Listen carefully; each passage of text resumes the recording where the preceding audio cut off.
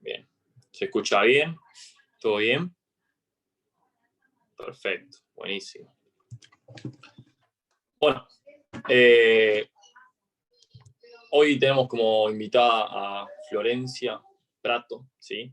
Es una persona que ahora estamos encargados los dos de una nueva sede en San Isidro por parte de Acumen y que tuve la oportunidad de conocer en cuarentena. La verdad que un currículum formidable, se viene dedicando a esto hace muchísimos años.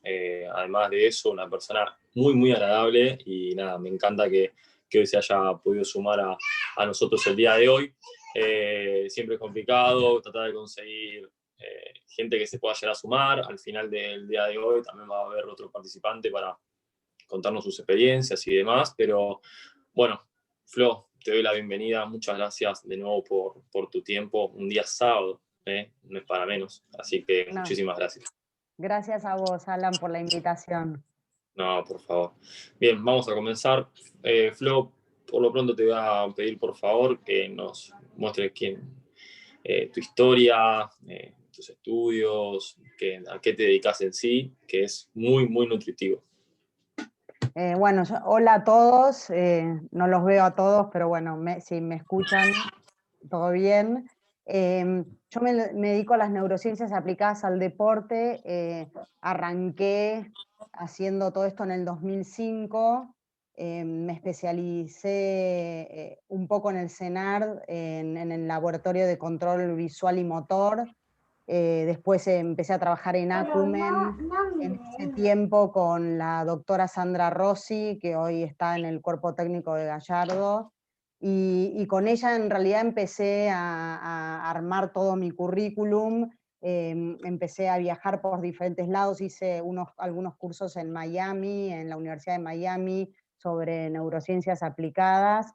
Y después, para hacerla así un poco corta, terminé en Sudáfrica, especializándome un poco más. Tengo una diplomatura en neurociencia y liderazgo y en lo que tiene que ver con la neurociencia y más que nada las habilidades visuales, que es donde más me especialicé.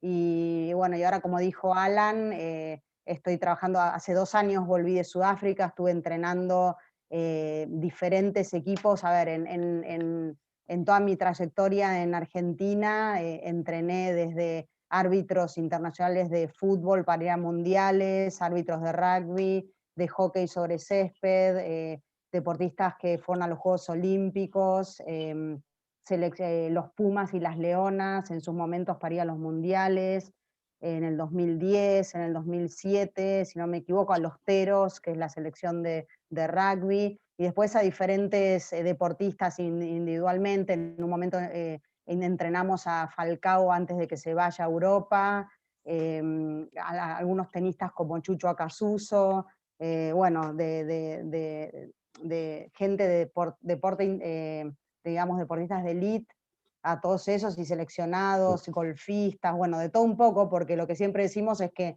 entrenamos el cerebro de las personas, entonces no importa el deporte que hagan. Y en Sudáfrica terminé entrenando el seleccionado de cricket. En Sudáfrica es importante cricket, que no es croquet, cricket es un poco diferente, y también a un equipo de fútbol de primera profesional. Eso, así es como terminé, y después ya me volví para Buenos Aires y estoy con Alan en este proyecto nuevo, que también para mí un placer conocerlo a Alan, porque es un profesional espectacular y nada, estamos embarcados en esto ahora. Bien. Increíble. A mí cuando me pongo a escucharla o empieza a contar las cosas de todo por donde transitó ella a lo largo del tiempo, llevando también el concepto de neurociencias, es impresionante y bueno, para imitar, la verdad que es un ejemplo. Entonces, nada, es un camino a seguir para varios que están acá también hoy participando, porque todos queremos adoptar herramientas o metodologías para empezar a implementar. Entonces, bueno, es un gran espejo, Flor, en este caso, así que muchas gracias. Lo que te iba a preguntar básicamente, Flor, es la importancia de la neurociencia a nivel deportivo, más que nada como opinión tuya. ¿Qué trascendencia tiene en el deporte para vos? Bueno, para mí siempre se pensaba, o sea, al principio en realidad no se sabía, esto con este tema de estudiar el cerebro, ¿no? Primero que no se sabe hasta dónde puede llegar el cerebro, y siempre se le da importancia al tema del físico, a la parte técnica del deportista, y obviamente a la parte de la cabeza no. Y hay una parte de la cabeza que tiene que ver con la psicología, que es muy importante, obviamente, pero está toda esta parte que tiene que ver más con las neuronas y con qué pasa en la cabeza con las neuronas para hacer diferentes cosas, por ejemplo, para poder concentrarse, para poder tener memoria, para tener, para entrenar las Camila, habilidades. por favor, el micrófono. A ver, un segundo. A ver, ahí está, muchas gracias. Ahí está, Flo. Ahí está. Para Ahí entrenar está. las habilidades visuales, que son muy importantes, esto de entrenar la vista periférica, ampliar la visión de campo, todo lo que tiene que ver con la reacción visual, la profundidad de campo. Muchas veces se piensa que el deportista quizás nace, o las personas nacen con una determinada habilidad, y en realidad se fue viendo a lo largo del tiempo que se puede entrenar esa habilidad. Entonces, eso es muy importante saberlo, porque hace un montón de diferencia. Siempre hay estudios y todo que se empezaron a ver que entre los 100 mejores deportistas, por ejemplo, del ranking no era ni lo físico ni lo técnico, sino la parte de la cabeza, la parte mental, pero lo que tiene que ver con esto, de poder concentrarse, de poder mirar el timing de la pelota. Con Chucho Acasuso, por ejemplo, entrenamos mucho el timing de la pelota cuando picaba y él recibía un saque, él estaba teniendo problemas con eso, y en realidad lo que se vio era que necesitaba anteojos, por ejemplo. Entonces, Un tenista ya conformado, consagrado, digamos. Claro, exactamente, sí, sí, sí. Entonces, las pequeñas cosas en los deportistas de élite son muy importantes porque es lo que hace la diferencia, y eso que tiene que ver con la neurociencia. claro, impresionante. Eh, Igual, de todas maneras, esto con Acasuso, ¿en qué año fue más o menos? Y eso habrá sido en el 2006, Bien. 2007. ¿Y el auge, en qué momento lo venís interpretando que tiene mayor impacto?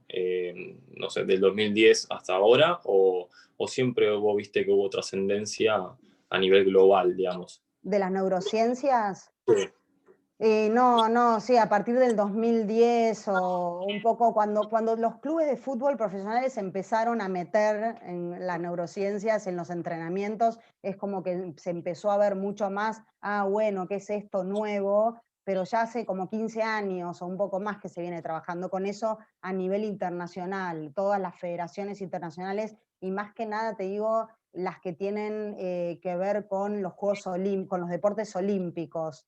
Los deportes olímpicos, porque empezaron a entrenar mucho, por ejemplo, el tema de la visualización, que es una parte muy importante también. Por ejemplo, los gimnastas rusos, cuando se lesionaban y no podían seguir entrenando, y ya venía la competencia, el tema de poder visualizar todo su esquema corporal, la forma en que se mueven y todo, se hicieron estudios con resonancias magnéticas y todo, y vieron en el cerebro se iluminaban las mismas áreas que si lo estuviesen haciendo. Entonces ahí empezó todo como un auge y algo diferente, una nueva forma de entrenar. Bien, excelente. Hasta ahora hubo un estudio hace poco sobre los lentes de realidad virtual, la incidencia que tienen a nivel kinesiológico, a nivel de rehabilitación. Y tiene un concepto de visualización también sobre las neuronas espejo. Entonces, también empezaron a haber estudios sobre elementos. Entonces, cada vez va a ir generando un enlace muchísimo más grande y un impacto. Pero bueno, hace 15 años que estamos hablando que se viene trabajando de esta manera. Exacto. ¿Alguien tiene alguna pregunta para Flo en este caso? ¿Alguien quiere hacerle una pregunta, una consulta?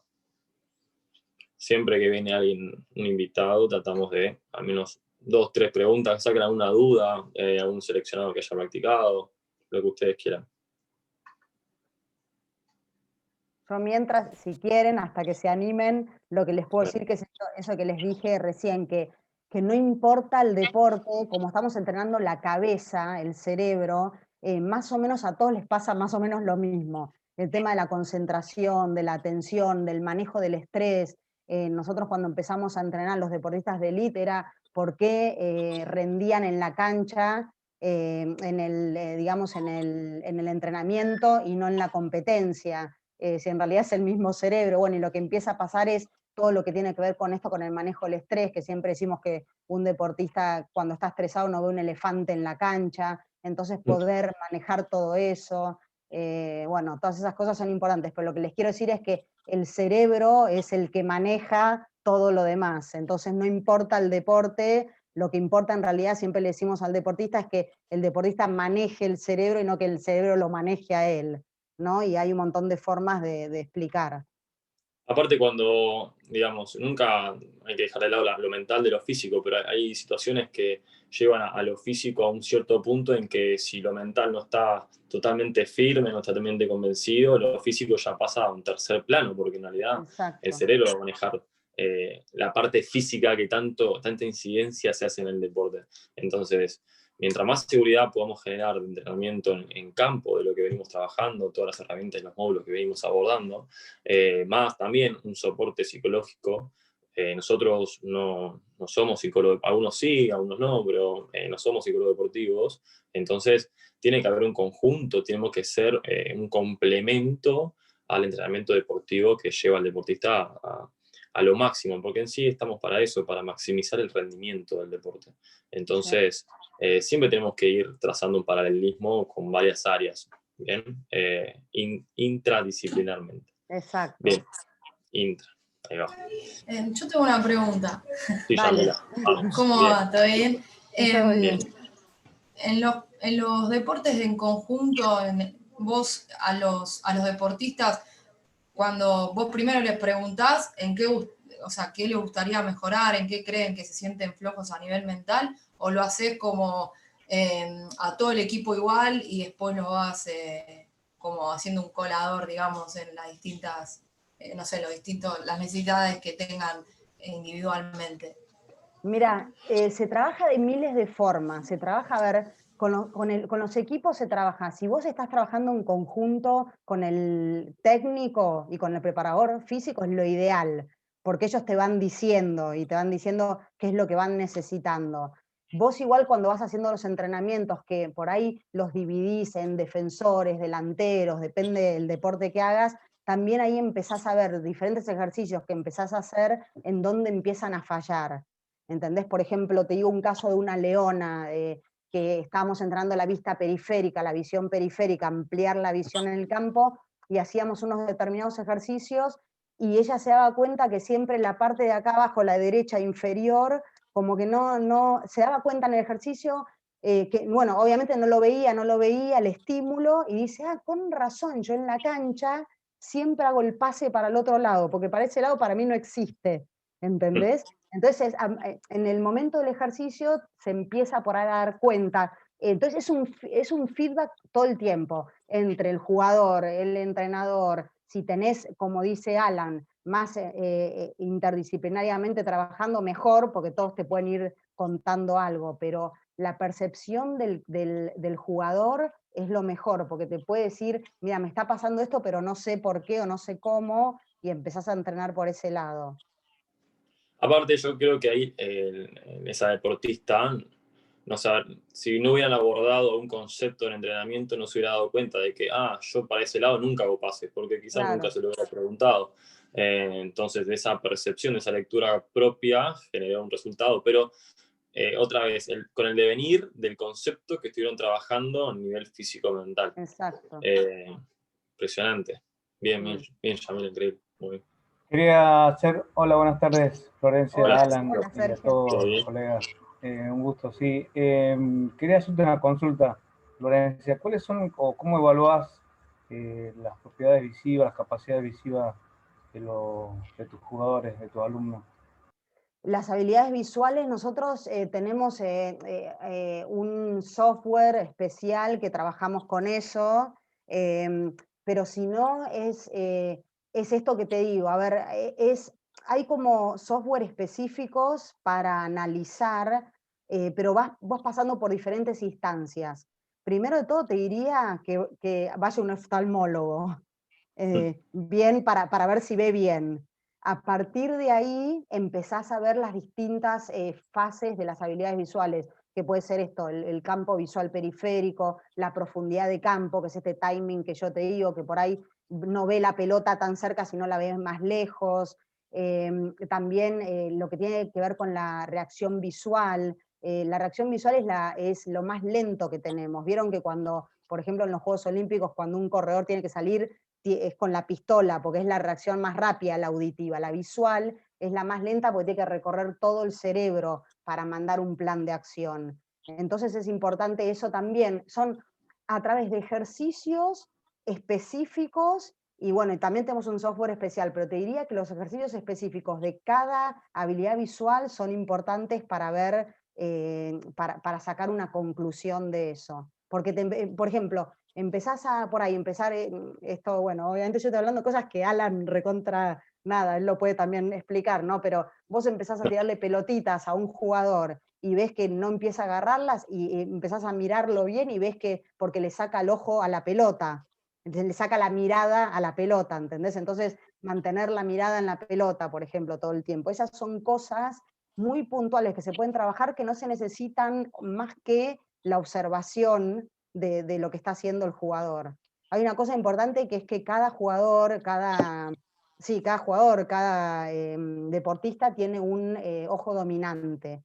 Y eso también es importante detectarlo en el primer momento, que es una pavada, es un ejercicio que lo podemos hacer en cualquier momento, se los puedo explicar yo o cualquiera, Alan también, cualquiera, que es poniendo las manos así y uno sabe cuál es el ojo dominante. Y eso tiene también otra importancia muy importante. Por ejemplo, con los Pumas nos pasó que uno de ellos, que estaba muy pegado siempre a la línea, era su ojo dominante, en realidad era el que estaba muy pegado a la línea. Entonces tenía su campo visual, miraba más afuera que adentro de la cancha. Entonces quizás pararse un poco mejor, reeducarlo en cómo se para en la cancha, hace que su vista involucre a toda la cancha, por ejemplo. ¿Sí? Aparte siempre se dice que el ojo dominante es para adentro, justamente, para el lado dentro de la cancha, por un tema de perfiles. A veces en la situación en que ponen a wines en el fútbol, por ejemplo, bueno, pongo de win izquierdo siendo derecho para que encare para adentro y le pegue. Sí, pero si su ojo dominante es el izquierdo, no, va a tener un problema de perfil ahí, se va a sentir incómodo en cierto punto. Entonces, quizá lo mejor es que juegue por la derecha con su ojo dominante izquierdo para el lado de adentro. No es lo mismo nunca jugar. Siempre lo mejor es que sea un concepto de contralateralidad, donde el ojo dominante es el derecho, el jugador sea zurdo, por ejemplo. Sí. Entonces, esa contralateralidad va a ser mucho más fructuoso para el deportista. Pero el tema de los perfiles tiene que ver justamente con ese contralateral y el ojo dominante. Pero bueno, es un concepto que también hay que tener en cuenta y puede llegar a tener incidencia hasta, bueno, de lo mínimo a lo máximo en un resultado, ¿no? Sí. Pero eso. Bien. Vale, muchas gracias. Bien, Sergio. ¿Alguien ¿Puedo más? hacer dos preguntas? Sí. No, una sola. Sabía que me iba a decir eso. Porque son sí. dos muy distintas, por eso. Empezamos con la primera, si quieres. Sí, bueno, gracias. En principio quería preguntarte, porque yo ya hace bastante que vengo leyendo información, ya estoy poniendo en práctica mucho de esto con mis atletas, pero hay una cuestión que me genera una duda, una controversia por el tema de cómo pensar, ¿no? O sea, vos recién decías que abordabas a través de preguntas, ¿no? Y más o menos ibas descubriendo qué falencias por ahí podía tener el atleta y a partir de ahí tomabas una decisión. Pero supongamos que vamos a ponerlo en contexto así entendés la pregunta que yo quiero hacer. Vos llegás por primera vez hoy a un equipo, a hockey, lo que sea, ¿sí? Es tu primer día. Entonces, a partir de ahí, ¿cómo pensás vos la planificación con la cual vas a encarar el trabajo físico-mental con ese equipo? O sea, que si me podés bajar un poquito cómo vos pensás a partir del primer momento que ya haces contacto con el cuerpo técnico y con el equipo, o sea, si armás una planilla, hacia dónde la apuntás, o si tratás de investigar a través de preguntas y a partir de ahí haces una planificación. O sea, a partir del primer momento que vos llegás al equipo, ¿sí? Tomás contacto con todos, ¿cómo pensás vos el entrenamiento, o cómo lo encarás vos a través de, o sea, o qué estrategia usás vos para encarar la planificación que vas a hacer con el trabajo físico-mental? Mira, yo te puedo contar lo que yo hice en el 2014, que entrené en la pretemporada River. Y lo que hicimos fue las habilidades, pusimos 4 habilidades visuales: vista periférica, velocidad de reacción, profundidad de campo y, y un tema de movimientos sacádicos y movimientos de los ojos, ¿no? Que se llaman movimientos sacádicos y movimientos de seguimiento, que son 2 formas de movimiento de los ojos. Esas habilidades, hicimos ejercicios con esas habilidades. Entonces, de acuerdo a eso, sí íbamos anotando cómo les iba yendo con esas cosas. Y a partir de ahí, empezamos a ver qué necesitaba cada jugador. Nos llevó un día entero, porque fuimos jugador por jugador, obviamente, porque queríamos arrancar, esta pregunta está buena, ¿la conocés? ¿Cómo arrancamos con cada uno? Pero después, a partir de ahí, ya fuimos viendo, ya empieza todo el tema del feedback, y mismo ahí, en ese momento, ellos te empiezan a decir, no, esto no, o esto no lo veo, o esto no me sale, o esto no sé qué, y entonces, bueno, ahí empezás a trabajar todo eso, porque después empieza a tener mucho que ver esto de los jugadores de élite, especialmente los jugadores competitivos, no quieren mostrar su vulnerabilidad. Entonces empiezan como a cargar al otro, ¿entendés? A decir, y nada, entonces es como meterte bien en un ejercicio específico y a ver, y que lo haga, y este ejercicio específico y que lo haga, y así te diría 3 o 4 habilidades visuales que son importantes explicarles a todos, el ojo dominante, porque como dijo Alan, para ver también según su puesto dónde se paran en la cancha, y bueno, y a partir de ahí podés empezar a entrenar un montón. ¿Está bien? Bien, buenísimo. Sí, sí, sí, bastante me quedan un poco claras. Y, o sea, que es evaluativo, el primer día es básicamente evaluativo para vos. Sí, exacto, sí, tenés que hacer una evaluación ya sea observacional, una evaluación si tenés algún elemento en la computadora o algo para alguna habilidad específica, pero sí, tenés que hacer una evaluación para saber desde dónde arrancar. Bien, bien, me quedó clarísimo. Y la otra pregunta es sobre el mindfulness. ¿Qué utilidad le estás dando en campo y qué recomendás vos si es que recomendás esta técnica con los deportistas?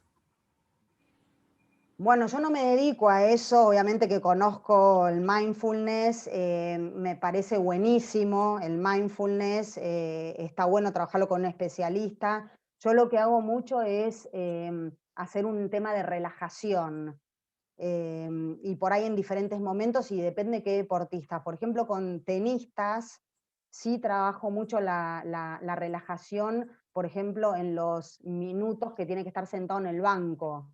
Entonces, en esos minutos, tratar de hacer que el cerebro empiece a bajar un poco esa frecuencia cerebral, ¿sí? Que entre en un estado más alfa, que lo llamamos, que es el estado donde el cerebro está alerta, pero en el mejor momento para tomar una decisión y para pensar. Eso se puede entrenar a través de la respiración, por eso del mindfulness también tiene que ver con eso, de estar en el momento. Y yo lo que hago es ejercicios de relajación que tienen que ver con la respiración, una respiración abdominal. Nosotros tenemos un nervio, que se llama nervio vago, que va desde el diafragma al cerebro, que cuando nosotros activamos ese nervio, libera químicos que tienen que ver con la relajación. Entonces, por eso la respiración es abdominal. Y eso es lo que hace el yoga, el mindfulness y todas esas disciplinas, digamos. Así que sí, es re importante. Cuanto más herramientas tenga el deportista, mejor, para los diferentes momentos. Mismo no para el día de la competencia, para el día anterior, para el día pre-competencia, ¿sí? Para la post-competencia, para las competencias que son en el mismo día, por ejemplo, los árbitros. Por ejemplo, en el Mundial de Hockey yo entrené a todos los árbitros internacionales de hockey durante 20 días, y por ahí el árbitro tenía partido tras otro. Entonces, bueno, poder relajarse, bueno, todas esas técnicas son importantes en el momento que lo necesiten. No para que todos es lo mismo. Eso es lo que quiero explicar. Bien, impecable. Solo para agregar nada más, es que tampoco, no cualquiera puede dar mindfulness. Es un proceso de aprendizaje que tiene que tener el que lo da, el dictador en ese momento. Es un proceso muy largo para dar mindfulness. Entonces tiene que haber alguien muy capacitado para darlo. Y por otro lado, es una disciplina de las que más evidencia hay actualmente. Entonces hay evidencia científica, hay respaldo. Entonces está bueno. Nosotros justamente estamos queriendo con Flo en la sede que estamos en San Isidro de un horario meter mindfulness. Pero bueno, es difícil conseguir a alguien que lo dicte de una buena manera. Hay muchas personas que están haciéndolo, pero realmente para llegar a dictar mindfulness lleva tiempo. Lleva tiempo. Es un proceso interoceptivo muy grande, entonces si lo que quiero es generar un proceso de interocepción en el otro, el que lo dicta tiene que estar muy avanzado en ese momento. Bien, ¿alguien más? Si no la dejamos ir a Flo, no le robamos más tiempo. Hola Alan y hola Flor. Ahí va. Hola. Ahí llegó. Es algo más como para hablar, porque yo tengo pues amigos que trabajan en fútbol profesional en Colombia y pues ellos me responden la misma cosa que yo pienso, y es, ¿qué piensan de los sustitutos? Porque es que uno ve fútbol, por ejemplo, profesional en estos momentos de ahora y de hace 15 años, y se ve como los sustitutos haciendo lo mismo, los suplentes, como Bien. unos hablando, mirando otras cosas, haciendo otras cosas. ¿Qué piensan ustedes de que de pronto ese es un lado que se puede atacar? El tiempo que los jugadores están en el banco, ¿cómo se podría atacar eso para que el técnico sepa que estén concentrados, que el técnico sepa qué es lo que él quiere hacer?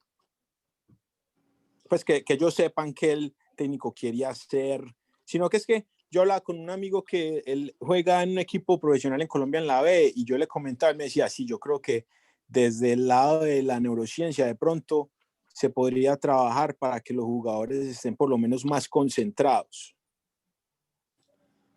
No sé si de pronto desde el lado de ustedes... Se entendió bastante bien. De mi lado, lo que veo y puedo ya interpretar es que, a ver, estaría buenísimo que todo el tiempo no pierdan el bagaje del partido y nunca decaiga. El tema es, nosotros venimos hablando de una fatiga mental y lo demás, y si encima tienen que entrar los últimos 15 minutos de partido con una presión de todo el contexto que genera, por ahí, no sé, a 1-1, tienen que ganar, ingresa y por ahí mentalmente, de haber trabajado todo ese tiempo que estuvo en el banco, aplicando neurociencia, por ahí lo que generó es un cansancio también. Entonces estamos renovando al suplente con el titular, el que estaba jugando, con el mismo bagaje del partido. Entonces jugó, digamos, un partido paralelo al que está jugando, de titular, por ejemplo. Entonces por ese lado no estaríamos generando una sustitución al jugador de cancha. Sí. Sí, para mí, sí, perdón, Alan, sí. No, estoy viendo la idea igual.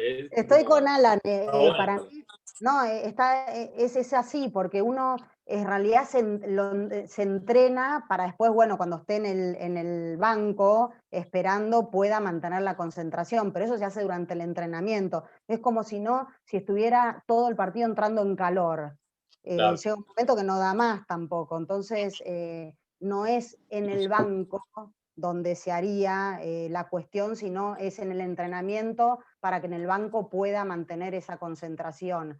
Que también, aparte, como decimos siempre, nosotros no estamos desde las neurociencias y todo entrenando una sola habilidad. Acá va en conjunto con un montón de cosas, tiene que ver mucho la motivación, la presión, qué tanta presión siente el jugador, como dice Alan, si tiene que entrar los 10 últimos minutos del final del campeonato, digamos, para que él salve el partido, no sé, todas esas cosas son cosas que se entrenan durante la temporada para que después se llegue de la mejor manera posible. No es que en ese momento va a haber algo puntual, digamos. Bueno, Claro. pues gracias. No, sí, me parece que hay que empezar a adoptar muchísimo más la activación físico-cognitiva antes de ingresar al campo de juego. Eso sí me parece No, viable. yo lo decía porque muchas veces, y pues no sé si en Argentina pasa lo mismo, que uno, y pues los que hemos jugado sabemos que muchas veces usted está haciendo algo más. Usted está hablando, está pensando en Sí. algo más, o Sí. automáticamente usted sabe que, por ejemplo, no va a jugar. Usted sabe, no, yo no entro. Y de entrada ya va con el chip de que no, yo no voy a entrar, y va y lo meten, ¿y qué? Claro. Bueno, Entonces, eso es algo. Pero eso no, claro. Sí. antes de... Sí. Sí, No, tiene sí. que, obvio, todos los jugadores tienen que, por eso es antes, digamos. Y como dice Alan, en el vestuario se puede hacer toda una activación. Pero bueno, ya después ya está. Nosotros aparte siempre decimos que el partido no arranca el momento del partido, el partido arranca el día anterior o el día donde empezamos a concentrarnos, ya antes del vestuario arranca el partido. Entonces, a partir de eso uno tiene que ya empezar a estar concentrado, digamos. Genial. Bueno, Flo, te dejamos ir. Muchísimas Bueno, gracias por haber, por este tiempo un sábado. Yo sé lo difícil que es. Así que, bueno, muchísimas gracias por tu aporte el día de hoy. no, de nada, Alan, gracias y un placer. Espero que les haya servido algo de lo que les dije y cualquier cosa me avisas, ningún problema. Muchísimas gracias, Bueno, Flo. Seguimos chau. nosotros. Dale, chau, hasta luego. Chao. Chao, gracias. Chau. Muchas gracias. Chao, gracias. Gracias. Bueno, vamos con lo nuestro. Bien. Vamos con el último módulo. ¿Se ve bien? Bien, perfecto. Entrenador físico-mental. El último módulo del día de hoy, ¿sí? Es sobre conceptos a tener en cuenta para ser un entrenador físico-mental, ¿sí? Principalmente, vamos con una frase de Vygotsky que habla de, primeramente, se inicia con la instrucción, hay que instruir, estimulando y sensibilizando a los órganos de los sentidos y el cerebro para poder sincronizar el lenguaje y el pensamiento, ¿sí? Ahora vamos a analizarlo bien igual, pero al final, ¿sí? Porque vamos a abordar un poquito sobre el proceso pedagógico conductista y constructivista, ¿sí? Que tiene que ver con esa frase justamente. El entrenador, bueno, debe educar, ser emocionalmente inteligente, ¿sí? A veces el personaje del entrenador, esto va más allá igual, justamente esta parte de un entrenador físico-mental. El entrenador a veces se pone en el traje o en el modelo o en la forma de ser que puede llegar a servirle para el momento, como correr, maldecir y estar todo el tiempo enérgico, y por ahí su equipo necesita otro contexto que de afuera puede estar generando algo totalmente contrario, que el clima del partido es diferente a lo que está haciendo el entrenador. Entonces la inteligencia emocional tiene que estar tanto en el deportista como en el entrenador en este caso, ¿sí? Ser modelo, ser un ejemplo deportivo, y acá puede haber una pequeña dicotomía, ¿sí? Ser modelo, ¿qué quiere decir ser modelo? Yo lo tomo como un ejemplo deportivo, ¿sí? Que esto sí podemos aplicar a un entrenador físico-mental, que podemos ver que yo puedo generar, muchas veces les dije que el entrenador físico-mental, para dar una buena sesión de entrenamiento, más que nada uno contra uno, en un equipo puede ser diferente, pero en el uno contra uno tenemos que estar a la par del deportista muchas veces, y a veces mucho más concentrados con los estímulos que estamos diciendo, con lo que va sucediendo a nuestro alrededor, los pases correctos y todo lo demás. Entonces, deportivamente, tenemos que estar a la altura de algunas circunstancias del deportista, ¿sí? No al mismo nivel, pues claramente no estamos jugando en un club ni nada, no somos deportistas, pero sí un ejemplo de poder dar las consignas bien y estar atentos, al menos concentrados a lo que decimos. Ahora, ser un modelo en nuestra vida, y la verdad que ahí está muy difícil. Nosotros quizás, no sé, no somos deportistas en sí, entonces a veces el modelo de yo ahí lo llevo a personas famosas, quizá, que después un restaurante y están, o van a, no sé, de fiestas y toman alcohol, y ahí es cuando veo una pequeña dicotomía y digo, bueno, ser un modelo de la vida personal hacia los demás me parece sobrepasar y es un montón para la vida personal de las personas.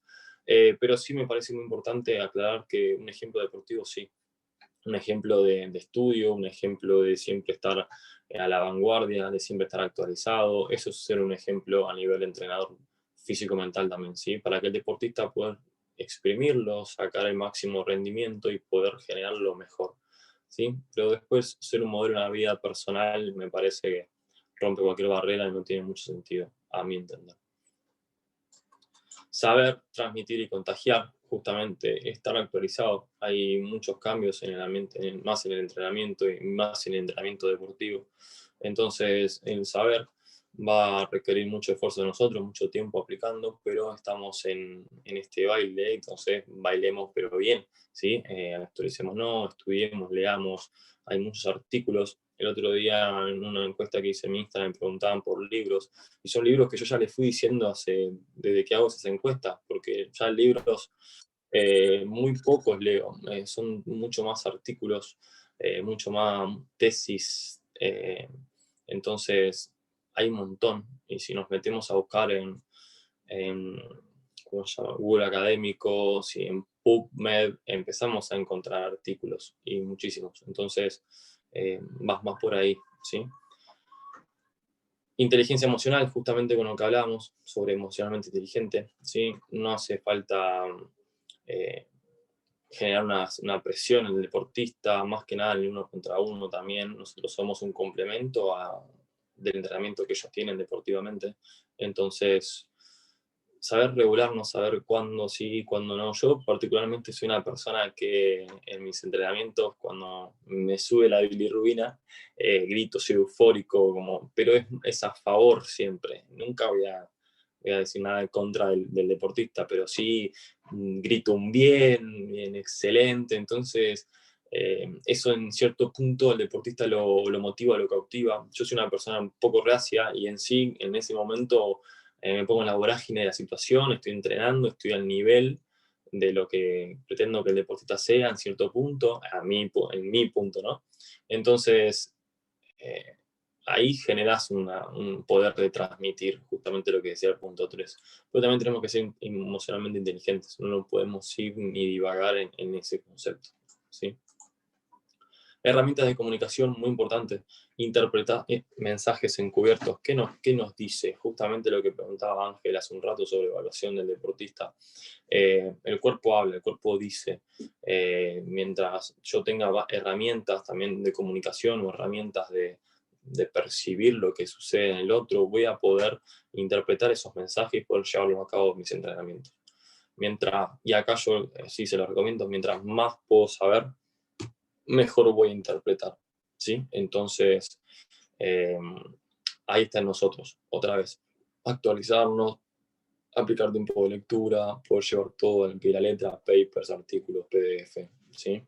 Más que nada, justamente lo que hablábamos con Flo, del 2006 viene trabajando ella, y un poco antes también. Entonces, miren todo el tiempo que hubo, y recién a partir del 2010-2012 empezó a tener un auge mucho más grande a nivel global, lo que es las neurociencias a nivel deportivo, y hoy, nada, ustedes están haciendo un curso justamente para estar más actualizados sobre este tema, entonces, hoy termina el curso. Ahora no tienen que dejar de actualizarse, de generar lectura, ¿sí? Va a ser muy importante para generar un feedback con el deportista.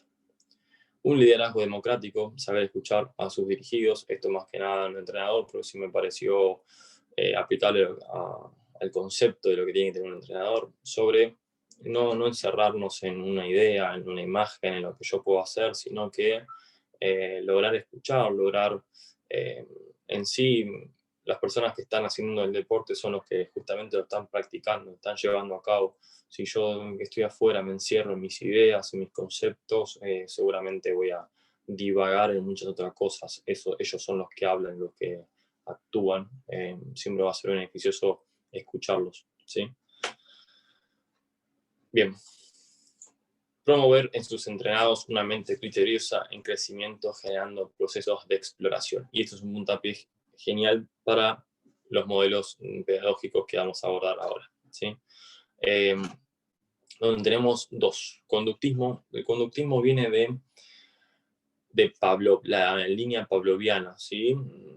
Muchísimos años. Estamos hablando de que estaban en la línea Pavlov de Stalin, ¿sí? Que hablaba de cuerpo-máquina, como dice acá el segundo ítem, donde ellos lo que querían era formar militares, formar en la armada, ¿sí? Que puedan manejar aviones, que puedan un arma, que tengan destreza militar. Entonces querían el cuerpo-máquina, lograr el máximo resultado. Era lo que más les convenía en ese entonces.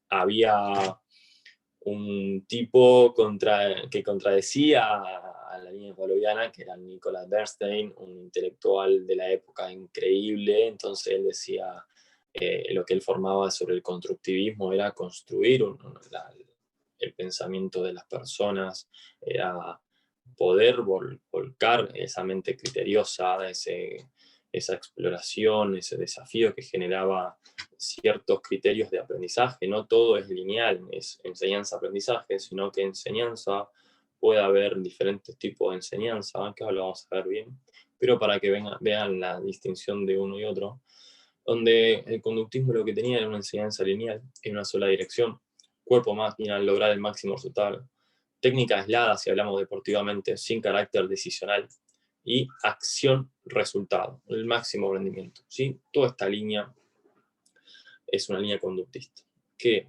si lo llevamos al campo deportivo podemos verlo. En lo personal, cuando jugaba al fútbol me pasaba que, por ejemplo, si generábamos, o sea, un aprendizaje de cómo dar pases, dábamos 30 pases al compañero, luego hacíamos un circuito donde le dábamos paso a un compañero, me la devolvía, cambio de frente, me la devolvía, quizá cabeceaba, quizá le pegaba al arco. Entonces esos pases que fui practicando anteriormente, los fui trabajando en circuitos. El tercer circuito es el tercer eslabón de la cadena, una cadena de 4 eslabones.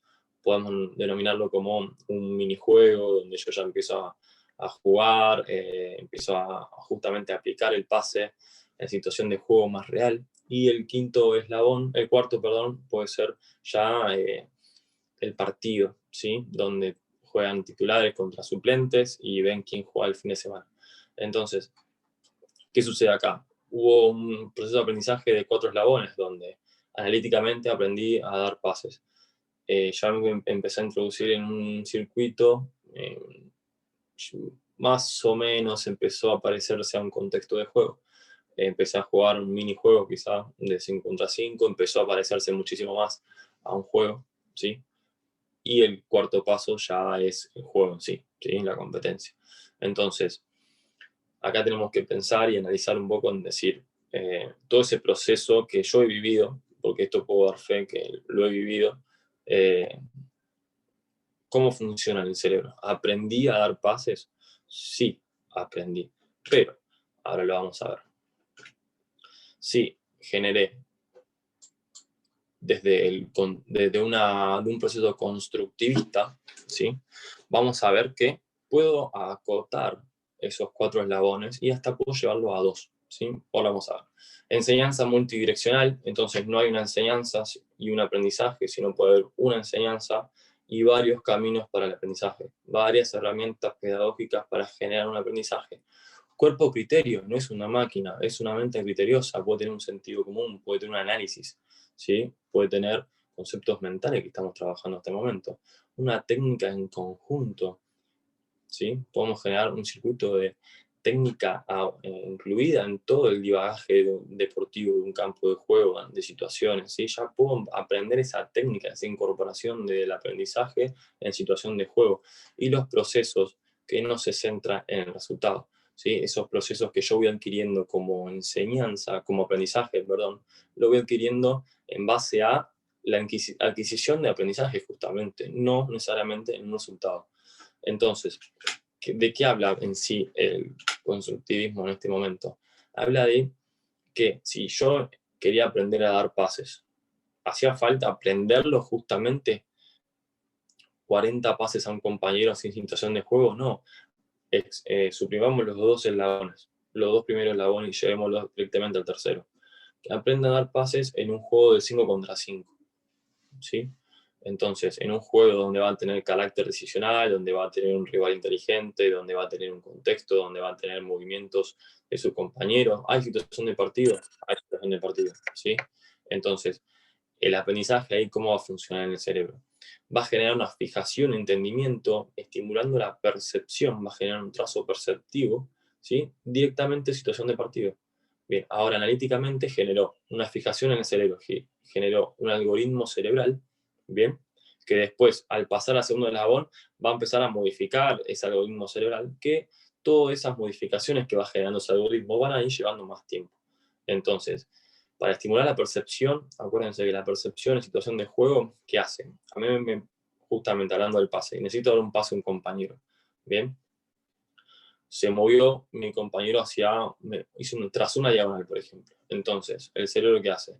Extraer los patrones de esa situación, los patrones similares a una jugada parecida que yo ya haya vivenciado. Entonces, al extraer esos patrones, puedo tomar una decisión. La decisión de darle pase a mi compañero porque hizo una diagonal.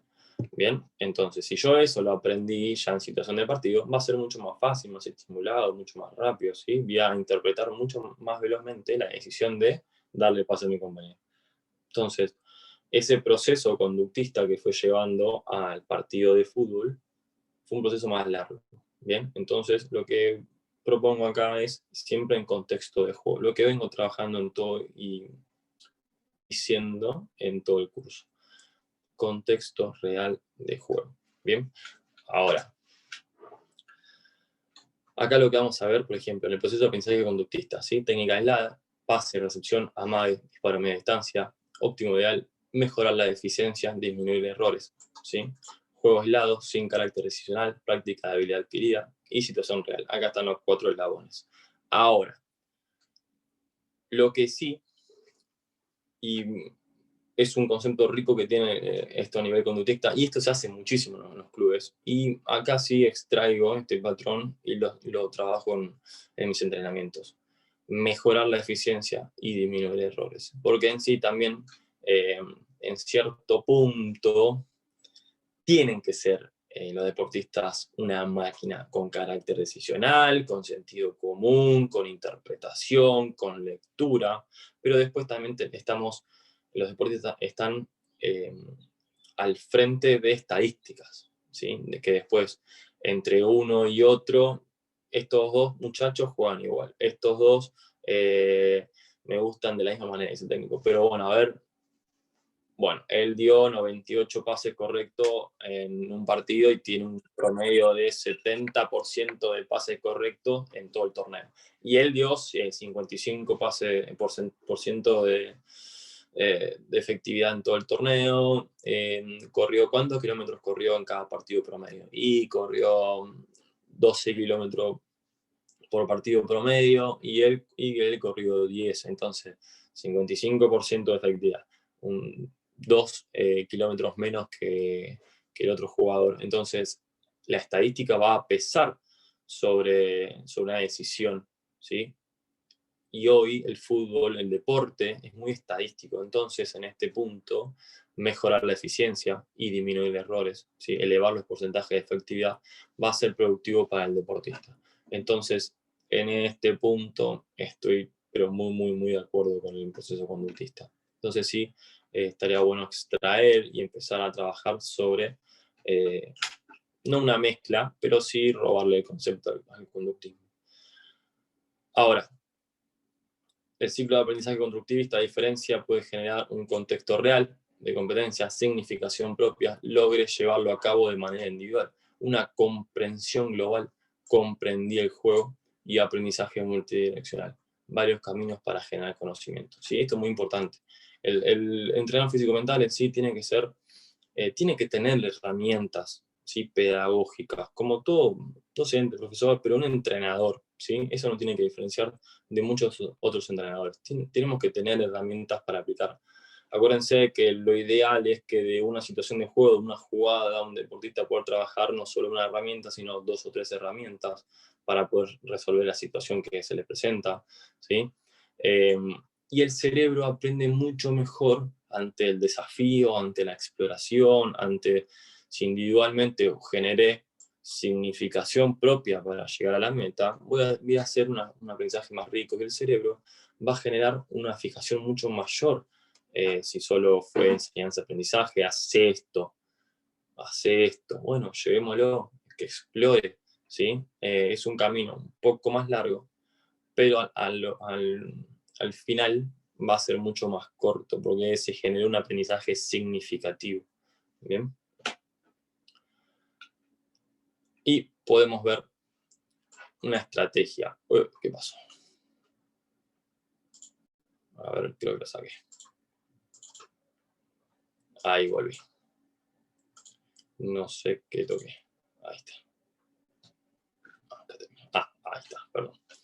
Bien, y acá podemos ver una estrategia donde podemos ver que modelo constructivista, adecuar procesos de aprendizaje, ¿sí? Llevarlo a la realidad del deportista, generar algoritmos cerebrales, conjunto de acciones motrices en situaciones de juego, proporcionar herramientas que generen un aprendizaje significativo, SSG, elementos, contexto real, estímulos similares.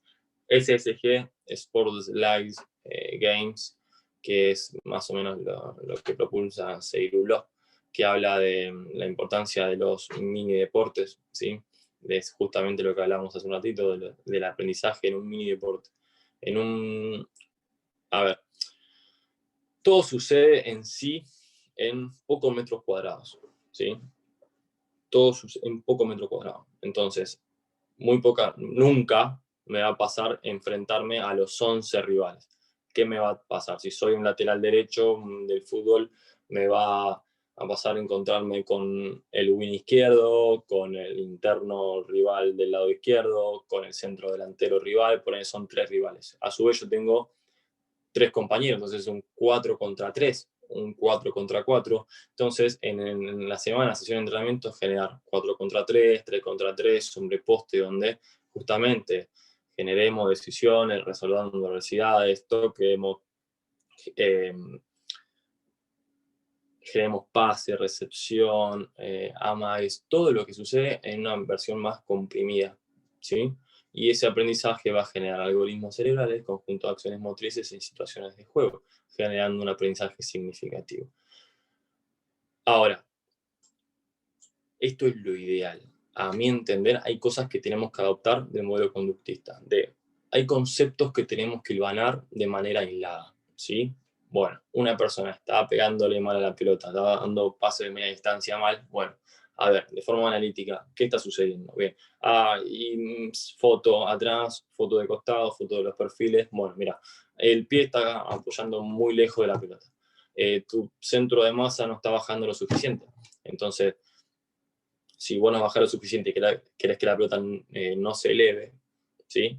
Lo que vas a tener que es bajar más y no tirar el cuerpo hacia atrás, porque si no la pelota se va a elevar. ¿Bien? Si el pie queda fuera de la zona fuera de la cercanía de la pelota, lo que va a suceder es que mi centro de masa, en este momento mis miembros inferiores van a quedar lejos, entonces voy a perder precisión.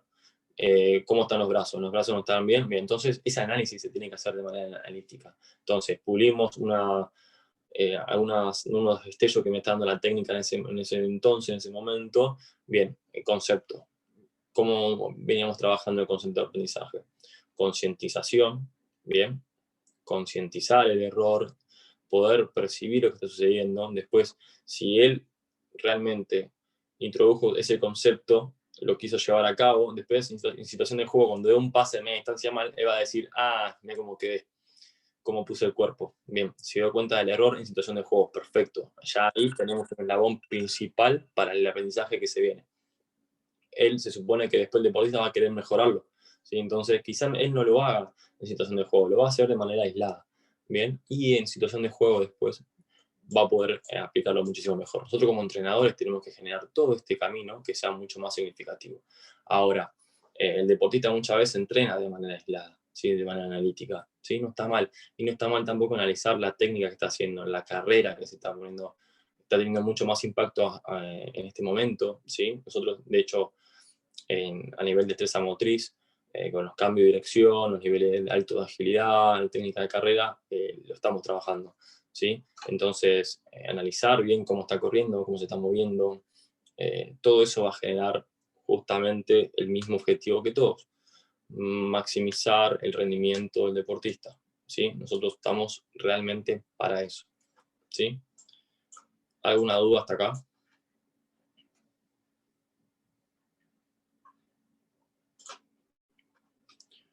Bien, ahí es dudas, conductismo, constructivismo, entrenador físico-mental. Hoy es el último encuentro que tenemos, ¿sí? Nada. Dudas, consultas. Alan, quería hacerte una consulta. Sí. Cuando empezaste la presentación, hablabas de cómo sería la relación entrenador-jugador o la comunicación en realidad. ¿Cuál es entiendo que cada personalidad y vos decías que en algún momento vos te pones efusivo con tu entrenado, en otro momento, bueno, me imagino que de acuerdo a la situación van cambiando, pero ¿hay alguna, no sé, hay alguna manera de entender el momento de hacer, porque también considero que si estamos, no sé, si yo a mi paciente o a mi entrenado constantemente le digo que estás trabajando muy bien, dale, que está muy bien, y es como ser demasiado positivo, creo que es perjudicable también, pero ¿cómo deberíamos nosotros, aparte de llevar el día a día y entender al paciente o al jugador, cómo deberíamos nosotros transmitir nuestro mensaje en cada situación pre y post competencia? Bien, algo que yo soy efusivo igual es en situaciones, ¿sí? No siempre. Hay veces, bueno, Sí, sí, está claro, como claro. todo, mi estado de ánimo a veces no es el mismo que el de todos los días, o la persona, quizás hasta el deportista no me está generando a mí un impacto de ese momento. Entonces, no siempre igual. Hasta hay veces que marco, no tanto siempre, lo que sí erradico la palabra no. La erradico. Fíjate por acá. Bien, vos hiciste eso. ¿Qué opinás?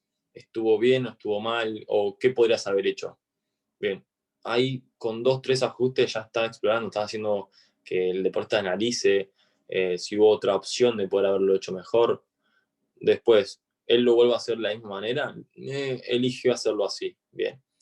Che, mira, para mí entender, si vos haces esto, te puede llegar a ir mejor, ¿sí? Pero previamente que él vaya analizando también, que tenga un carácter criterioso. Eh, a nivel positivismo, todo positivo, no, hay que marcar, ¿sí? Como todo, pero con esto, ¿viste? De 2, 3 ajustes, que él genere un sentido común. Eso me parece lo más importante.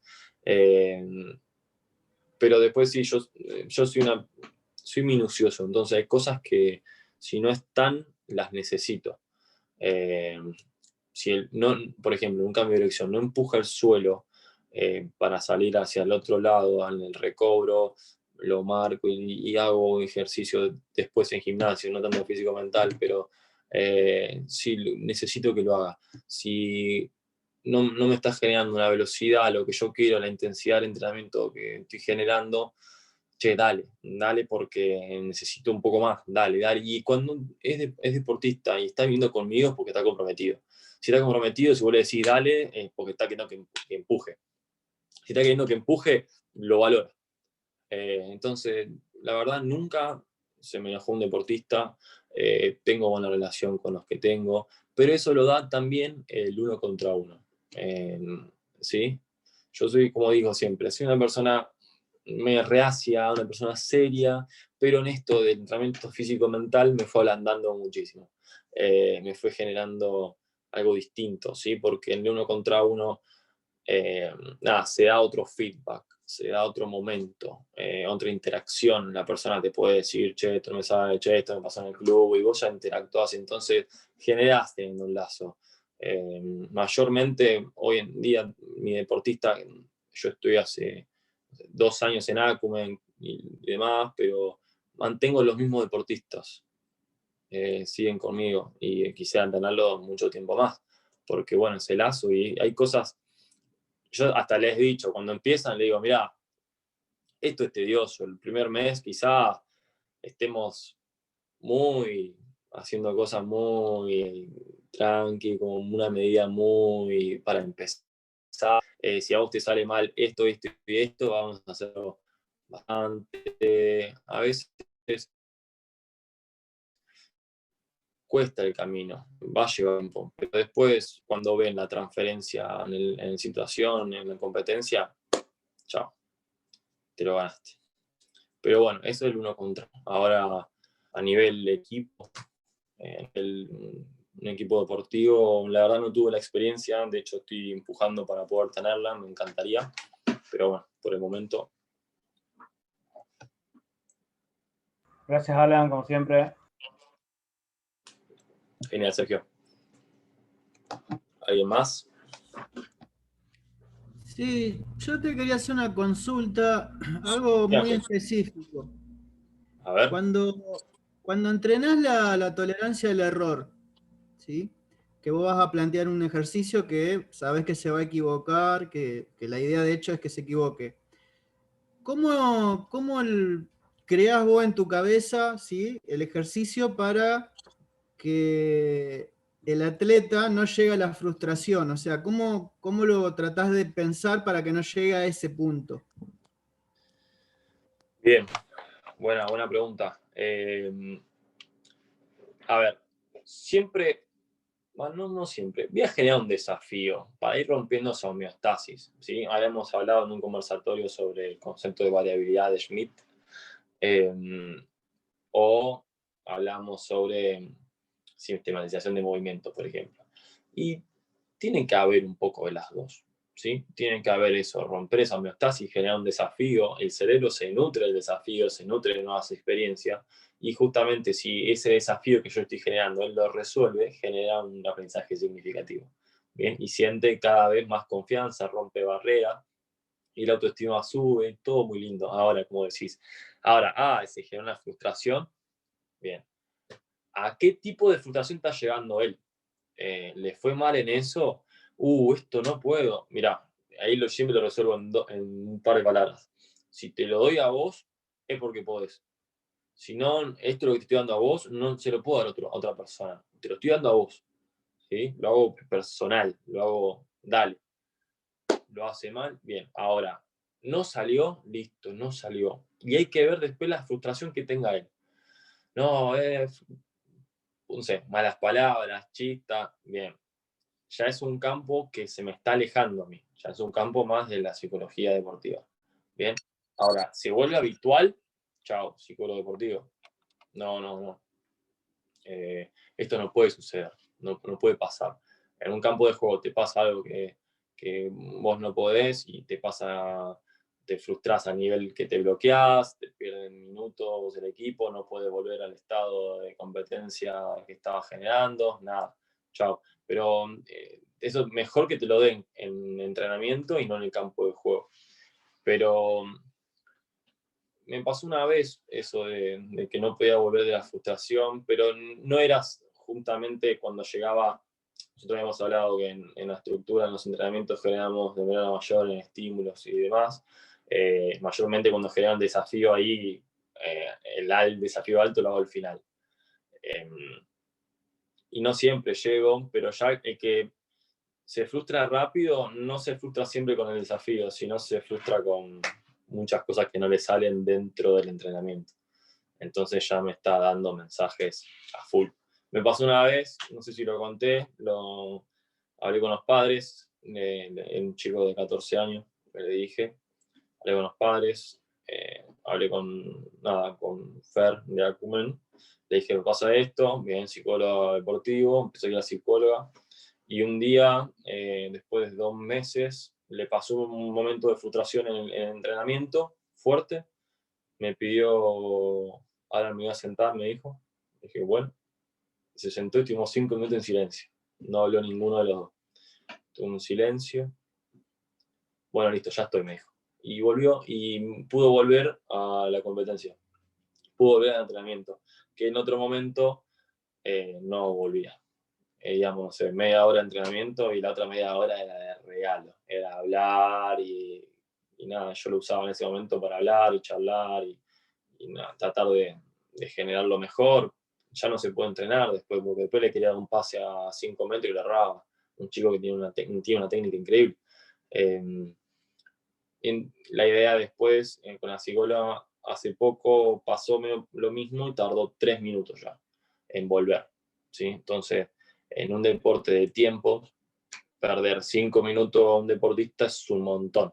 Ahora, perderlo 3 también es un montón, pero ya es menos. Y la idea es que en algún momento le pase y lo pueda lograr en segundos, si es posible. Bien, ¿alguien más?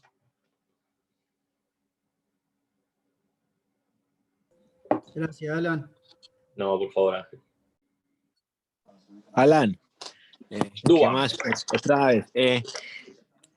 Yo como te había comentado la otra vez, yo pues estoy nuevo en todo esto de la neurociencia, ¿cierto? Yo siempre pues lo vi por ahí, vi unos videos del Borussia Dortmund una vez y me llamó mucho la atención que era como definiendo a un color en un espacio y de ahí fue ¿Pero que me hice nació yo? pues ¿Lo hice todo. yo?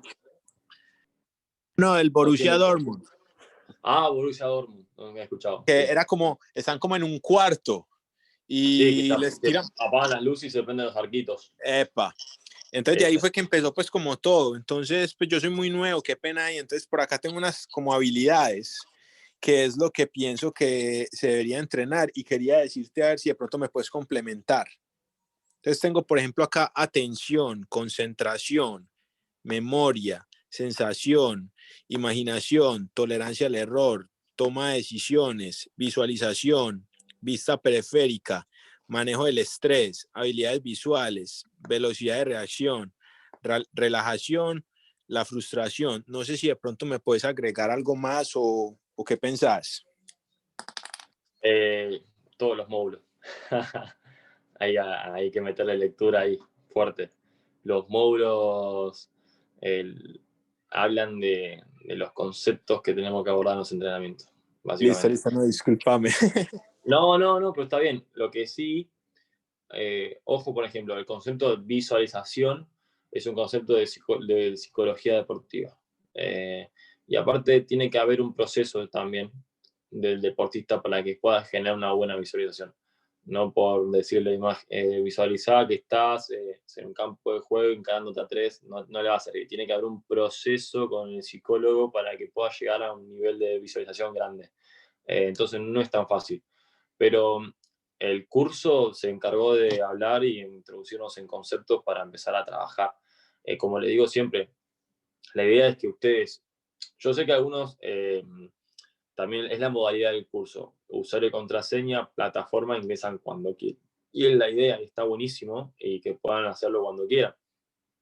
Pero si nosotros están trabajando ya queriendo aplicar herramientas, métanse en el curso, justamente lo que hiciste está muy bueno, sacar ideas claves, conceptos claves, y empezar a abordarlos, como les digo, como herramienta, como un soporte o como metodología de entrenamiento en sí. Pero el curso se encargó en este tiempo de hablar de conceptos, ideas claves, también yo de poder transmitir algunas cosas que no están escritas, pero sí tratar de volcarlas y eso van a estar en los videos. Entonces, nada, es cuestión de abordarlo, de leer y ver las clases que tuvimos hasta ahora. Pero ahí, Duan, está todo. En el segundo curso del año que viene ya vamos a abordar otros conceptos, como por ejemplo justamente lo que hablábamos hoy, que habilidades visuales tuvo que quedar afuera. Aparte me quiero perfeccionar muchísimo más porque es un campo muy, muy grande lo que es todo el campo visual. Hay muchísima estadística, muchísima. Entonces, nada, hay que empezar a inculcarlo, a incorporarlo. Destreza motora, capacidad propioceptiva. En el que viene lo voy a ir armando mejor, pero también el segundo curso se va a encargar de hablar del entrenamiento también. Y espero que haya algunas cosas nuevas también. Bien, ¿alguien más? Gracias, Alan. Por favor.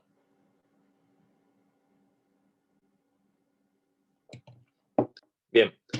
El segundo invitado me acaba de decir que no puede concurrir, pero